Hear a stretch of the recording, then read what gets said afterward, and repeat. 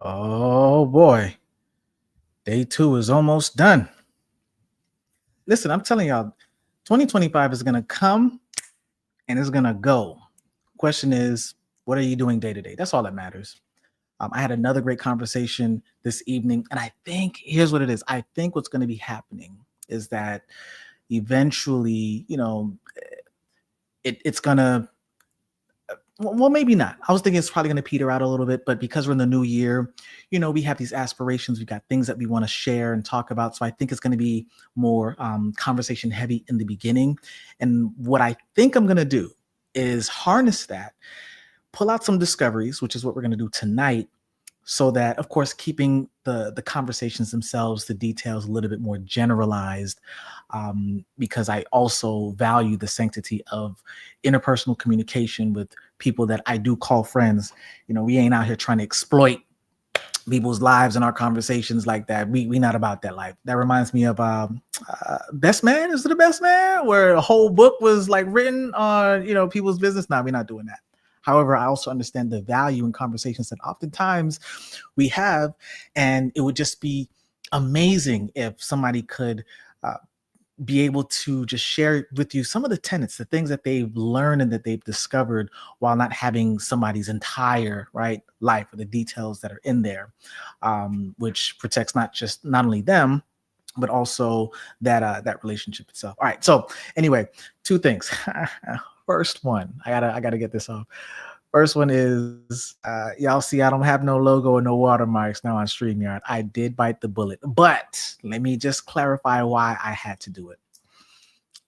Making decisions about time versus resources, right? That productivity decision framework that we talked about yesterday.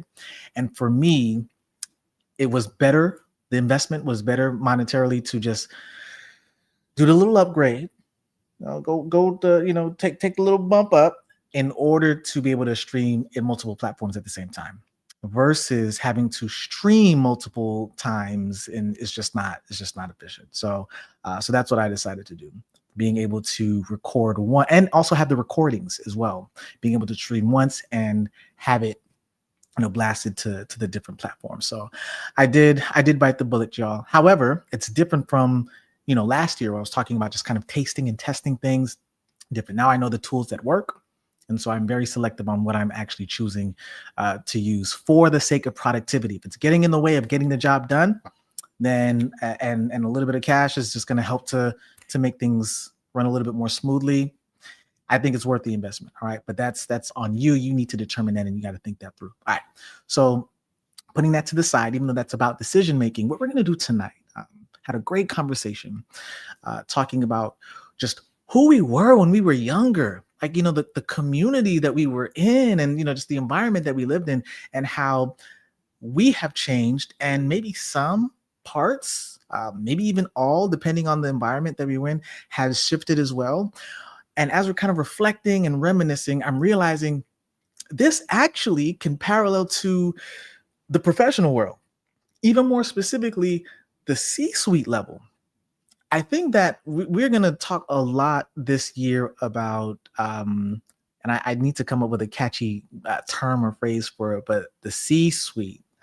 C-suite just sounds too sweet, but that's what a lot of difficult conversations and decisions, right, need to be had. So there are a few things that we did. I'm going to break down the conversation that I had this evening into three parts. So the first one is just kind of talking about the personal and organizational evolution. I think that is super important because that's what we did talk about, of how we changed and how we evolved as individuals. But how does that connect at the C level? The next part that we're going to cover is the influence of our own community and culture, and how that actually shaped us, but then also how that can shape the from a C-suite level, like how that actually can shape your company as well. And then the last one, last but not least, redefining success and leadership. Seems a little bit broader, but I think for me, this is more of not what we talked about as much as what, if we had more time, we probably could have talked about. We touched on it a little bit in a conversation that we had, I think, just before the new year hit, and just kind of reflecting on past successes and what we want to see happening in 2025. So let's just get into it, y'all. So the first part, like when we were just kind of sharing and reflecting back on who we were, our past identities, and just how we grew, you know, recalling just how we once defined ourselves by earlier accomplishments and what we've done, and even some of the stupid stuff, that we did. This, from a C-level takeaway, from a C-level standpoint, I think that just as personal identities evolve, organizations must also do the same thing. They've got to recognize that their missions, their values, and capabilities also need to adapt over time. Because why? We adapt as human beings over time. So imagine, from a personal conversation that I had, where we're reflecting and we're realizing, yo, we are different from who we were 20 years ago. You better believe that the companies that aren't doing this, and I'm pretty sure they are evolving. I think you're either evolving or devolving, right? Something is happening. Change is happening either way, right? You're either growing or shrinking. If you're stagnant, are you really stagnant, or is there some sort of movement that's not in the direction that you want to move? I don't know. That's left to be debatable. But the point is, at some juncture, the companies that win, the departments that win, that achieve more, they make changes, they shift. So missions. The mission is kind of like the day-to-day, the execution. Like, what are you going to do to hit on the vision, which is your, some can consider it the destination, some can consider it the existence of what you want your company to become, right? It's like, this is what we are going to be. The mission is, this is how we are going to become that. Values, we talked about values yesterday, right? The core values, those principles that show up in your attitude, your behavior, your thinking, just how do you show up in the world? And then also capabilities. Capabilities can be technological, it can be human resources, or human capital. So those things have to change. If it doesn't change, then you're going to lose, right? As a business. And as we realize, as we've grown, we have, can say we won as adults. I mean, we're still winning, right? You got to start to think that way as well from a high level. I think that if you don't, then it starts from the top down, right? Companies will evolve. Here's the next one, though. Embracing our change as the constant. What does that mean? That means that we accepted who we are, well,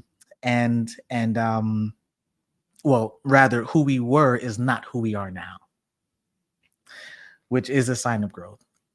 It's almost like there's this expectancy that this change is always going to happen. Well, from a C-level standpoint, I do believe that leaders, you've got to embrace a few things.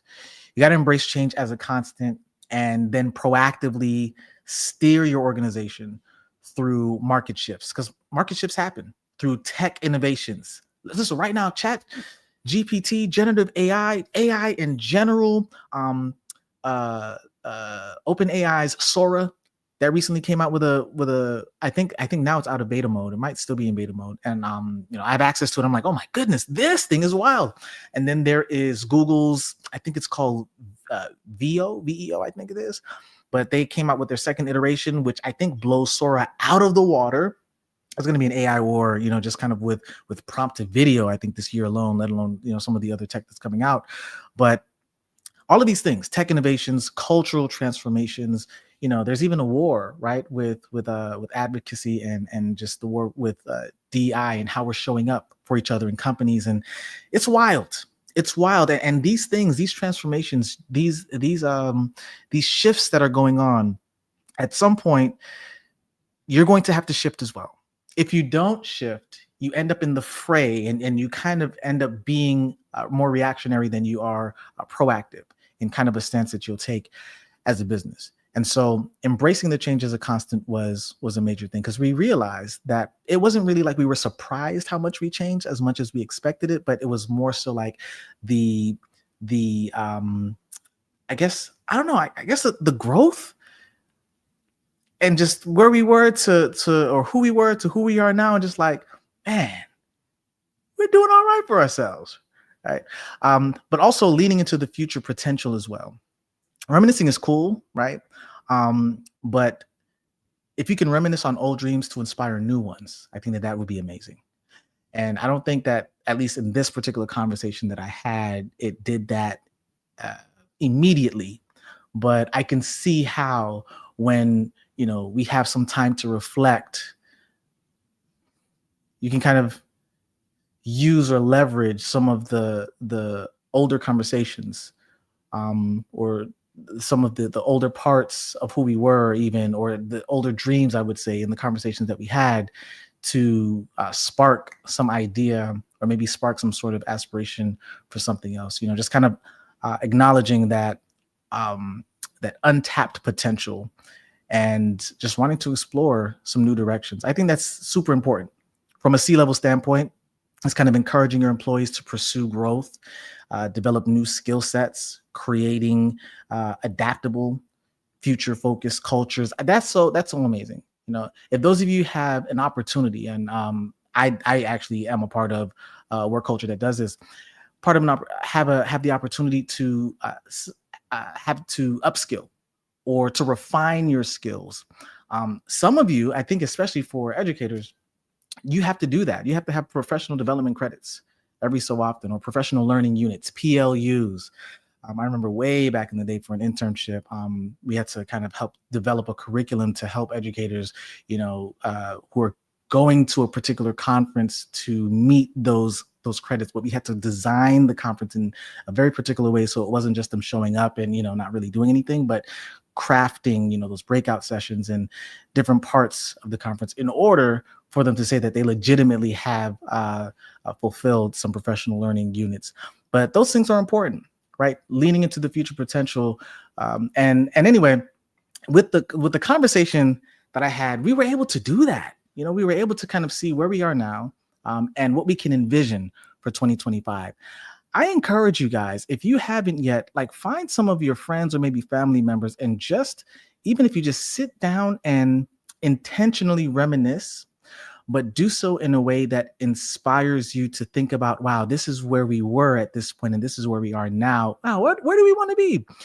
And if you can do that at a personal level, I truly believe you can also do that at the C-level as well. Because why not?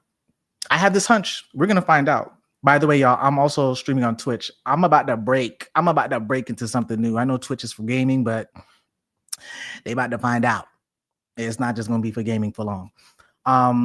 But I do have this hunch that whatever we're doing at a personal or micro level, like for ourselves, if you do it well enough, and if you are aware enough, you can actually scale this out so that it gets to the point where you're making high impact decisions, right? And the reason why I say C-level, it's really this kind of blanket term, even though I'm still very specific in targeting that particular group.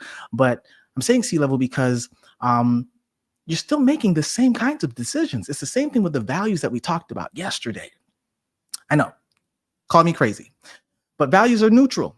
They're not negative. They're not positive. They're positive. They're values, and how you use those values is what can cause you to, over-index into it becoming a weakness, or actually being a strength and serving not just yourself, but helping other people. So I say that to say that the second theme is about, and this is super important, the influence of community and culture. So, we're having a conversation like, yo, man, you remember when we used to be at this spot and it's how, things used to be. And one part of the conversation, we're like, man, ain't nothing changed since then. And then there are other parts of the conversation like, yo, things probably can change if X, Y, and Z happens.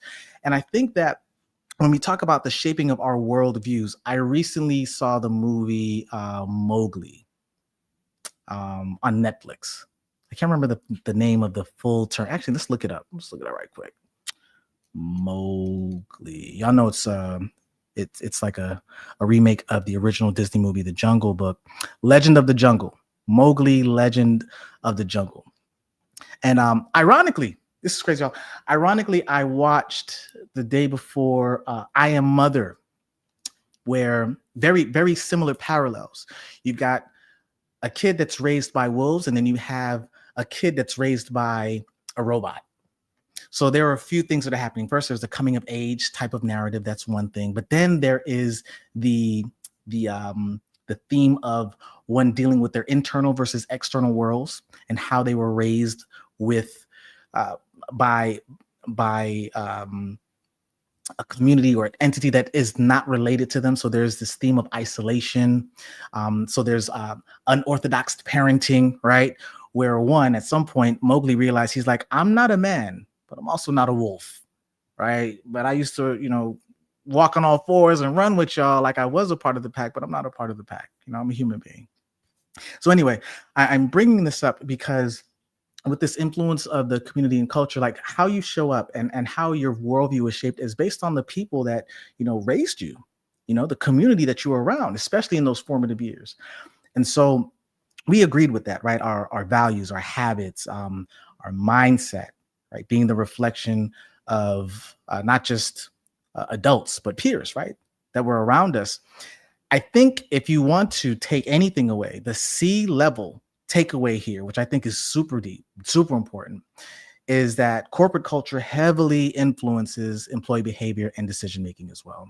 So what leaders should do is cultivate this environment that promotes collaboration, promotes integrity, promotes innovation. Listen, this is why I mentioned this yesterday as well. This is why when I was dumbfounded when I found out that there were creative consultants that got paid buku money, tens of thousands of dollars per session. We're talking about maybe 1 or 2 hour session workshops just to help people play with Legos.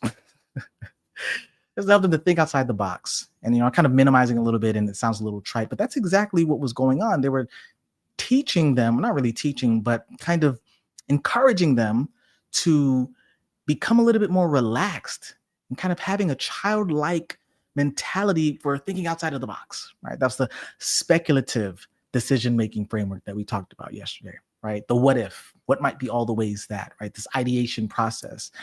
And within the right culture, within the right work culture, you can create this ability for people to say off the wall ideas, like, of course, if you're in an ideation session, or maybe if you're around a lunch table or a water cooler, and them not feel judged, right? That's where we could argue that psychological safety is like maybe it's one of its high points. People can feel like they can express these ideas and come up with new things for them to not just be heard, but at some point to be implemented.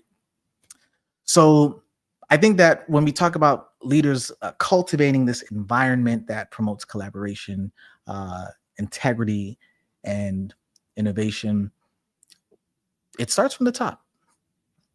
I mean, if the leaders don't feel that way, then it's going to be very difficult for you to instill that same kind of mindset, that culture with your employees. So the other thing, though, is the shifts in community. Remember, I told you that sometimes we were reminiscing, and we're just like, man, ain't nothing changed in that situation. And then there's certain things that have changed. And I think that this is important because it's also helped us to understand what has influenced us to leave certain old habits, or certain ways of thinking behind as well.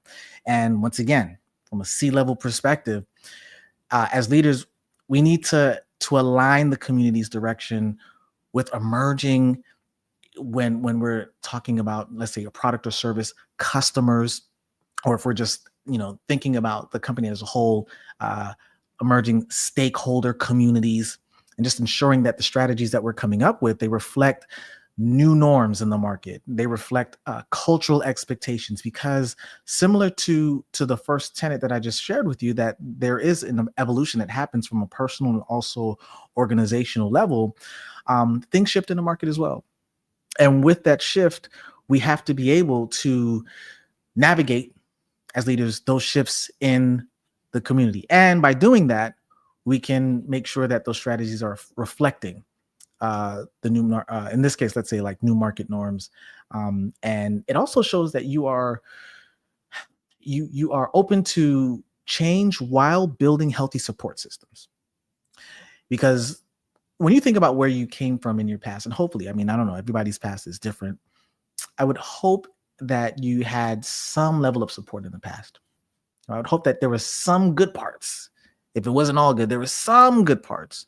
I'm just kind of appreciating the support that you once had, and maybe even wanting to replicate that in new circles. I know that happened for me as well, where as we're thinking about where we've come from, and there's some stuff that we don't like, but then there are things that we did appreciate, and those are the things that we should, if we haven't, should take into um, uh, our current environments. So C-level, C-level, what does that look like? Well, there's a way where you can kind of foster these robust networks. We're talking about formally, we're talking about informally, where you have executives that can support employees through things like mentorship programs or open door policies, um, teams that have a more collaborative vibe to them. And I use the word vibe, not just colloquially, but people pick up on energy. And just one thing to say that a team is collaborative, it's another thing to feel, right, that a team actually is collaborative versus maybe more rigid or bureaucratic. All right. Last but not least, I would say the takeaway, right? If I had to do a takeaway based on just kind of quickly pulling apart this great conversation that I had, what would that look like as far as redefining success in leadership? Well, I would question some old benchmarks. I would question, where I was back in that day when I was reminiscing, like what was my status? What was my wealth or my net worth? And then to begin setting more personal goals. Now, this is the crazy thing, more meaningful, I should say, personal goals. The crazy thing is we tend to do this. It may not, once again, it doesn't happen necessarily immediately after or during the conversation. Sometimes you just need some time to process, like, wow, that was a great conversation. And then you think about where you were then, and maybe, let's say, even from a financial standpoint, like what you had then and what you have now. And you're just like, how can I do more of what I did that got me there to where I want to get to? Or what can I do differently? Or sometimes a lot of that introspection happens after the conversation. So this is kind of what this is, right? Just kind of thinking about and reflecting on past measurements of success. Some of the things that I thought was important back then as a youngster wasn't really or isn't really important now. And I think it's the same thing from the C-level standpoint, where organizations, I mean, oftentimes you just need to recalibrate performance metrics to account for a few things. The biggest one, right, is purpose. Remember the investigative decision-making framework we looked at yesterday, asking the question, what now? I think it better be what now. What's the purpose? Clarifying why are we even trying to make these decisions? What do we need in order for that decision to actually become reality? So with that investigative part, I think that purpose is super important here. But the other thing too, though, is sustainability. There are some things that you can do as a company, but if you can't keep doing it at a high level or a consistent level, burnout will happen. Also, social impact, of course. Rather than focus solely on profit, there's opportunity to look at, whether it's, I don't know, going green. I know a lot of companies now, right? Net zero by 2030, I think, is a goal for a lot of companies, where getting to net zero with carbon emissions. And anyway, redefining what measures were important then, and kind of just recalibrating, like what's important now, and how do we need to make those shifts. Another one, though, is just being open to continuously learning. And in order to continuously be open or coachable, teachable, you have to be humble, right? You got to have a level of humility. So there were definitely some moments in our conversation where we realized that there's so much that we didn't know. And, some of those lessons, it really just paves the way for growth. So I do think that, once again, the C-level perspective, you as a leader, you should model humility by acknowledging mistakes and seeking ongoing professional development. Like, if you require your people to grow, you gotta grow too, and you can tell when that's happening. I think I've been fortunate to be a part of organizations where that has been the case. Even my current organization, where you can tell that there is, from the top through the bottom, so to speak.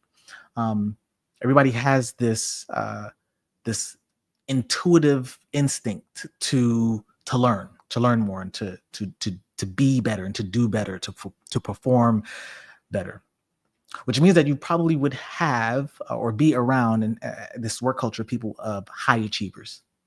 I know. Being around a culture of high achievers is great. Is great. Oh, we got our first RK3 is in the building. What's going on, man? Hey, listen. So, Rob, I don't know if he's still on, but I'm reacclimating myself to StreamYard, sir. So it's very interesting to get back, back in the lab, man. But it's good to see you. It's good to see you. And you know what, Rob? As we're just kind of talking, I think that, and this is where I'm at now. Just came back from having dinner and having a great conversation, and just came back to hop on the live.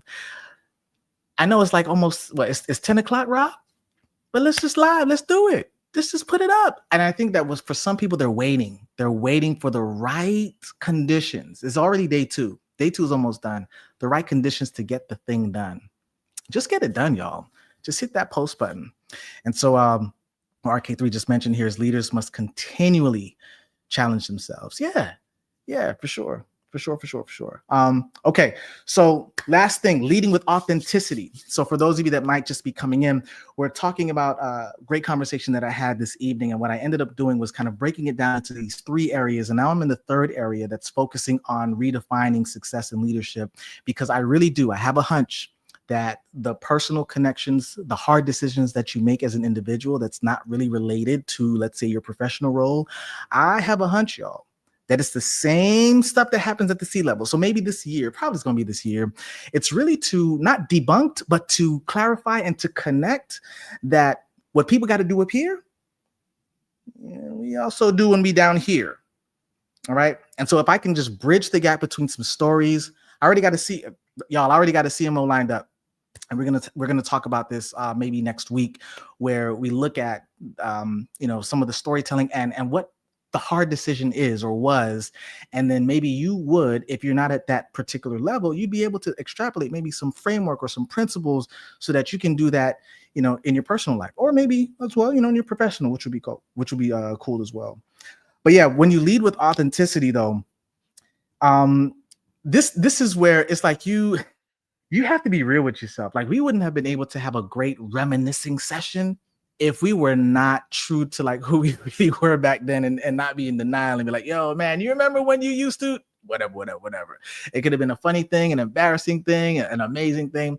And I think that when you're able to reminisce in that way and just kind of recognize the value of being genuine, both with yourself and with others,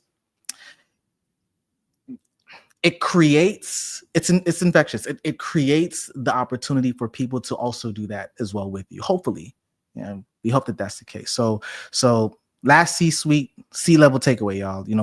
With us being authentic leaders, what we do is we gain trust, we foster loyalty, and we do that by sharing personal experiences. Some of us don't want to do that. You get a little title now, or you are put in a particular position, and I get it.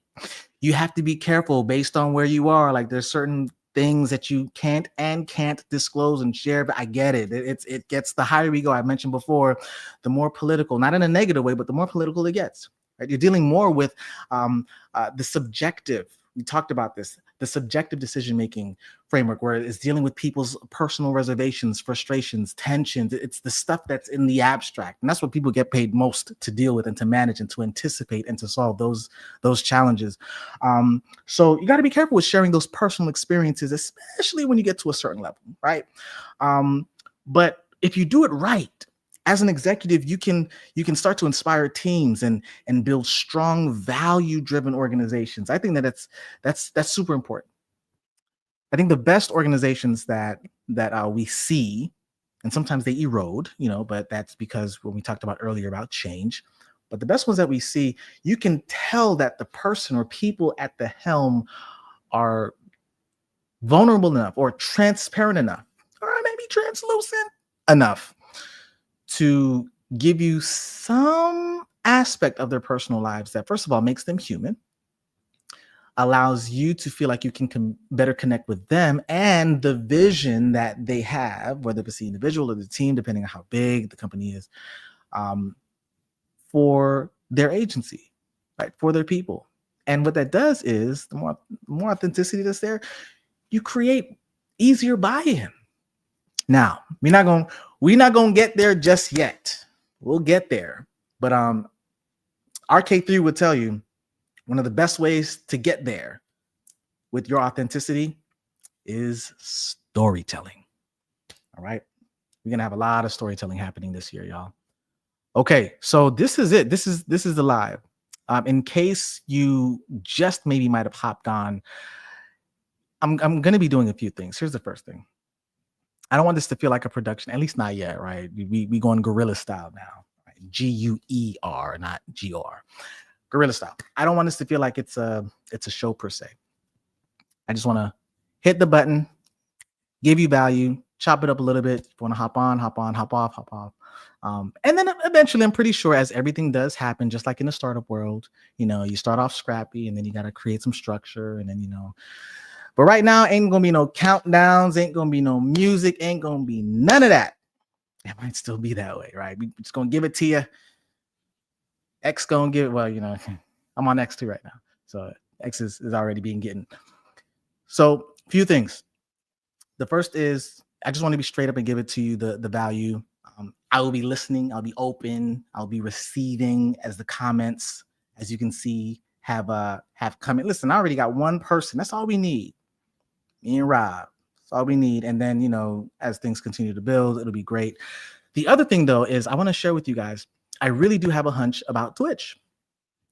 So we're going to be testing out Twitch and seeing how that works out. Once again, it is namely known for gaming. I think some music too, actually. But let's see, what does that look like? I took a look. I took a gander of some of the business accounts and even I think they had some storytelling ones too. And I'm just like, y'all ain't really that nice. Y'all ain't sweet with it like that. So let's see if we can make that change. Maybe there's not a lot of activity or followings in that space because people just don't got like the Robs and the Chris's and the Pierres and the Elliots. I'm trying to remember that lineup, Rob, that Pierre had. All of the people, the Seths, who else did he have? He had David. He had a bunch of people, and sometimes you just need the all-star team to just show up and just to do some things differently on a platform that was meant for something. And people come on and like, oh my goodness. Now also you have to remember who the market is as well, right? So if the market ain't really, rocking with it, then they're not rocking with it. But I did see people like Gary Vee on there. So I'm like, listen, if Gary Vee could be on Twitch and he ain't really he's not a gamer at all, actually, there might be help. And he's old. Listen, when you think of Twitch, you don't think of old people. You think of the young gamer, right? So yeah, I'm actually getting up there in age too. This year, y'all, I'm gonna be old this year, y'all. We're gonna be in the 4th chapter of life. Whoosh. Okay. Anyway, I'm about to hop off on this thing, but yeah, that's what we're rolling out with, y'all. We're gonna be on at least starting out LinkedIn, YouTube, Twitch, X, and just see how things flow. And I want to keep it kind of opening up as well, so that you guys can, kind of chat, communicate, and if things switch or shift in midstream, let's do that. I'm always going to have some outline of, what I want to talk about, value that I want to share, but things could change. All right. Things could change, but I also don't want to be misleading to the point that I actually have a title and everything. And when you click on it, you're like, wait, what is he talking about? So I got to be mindful of that as well, but we'll work those things out. Okay, y'all, we out. I'll see you tomorrow.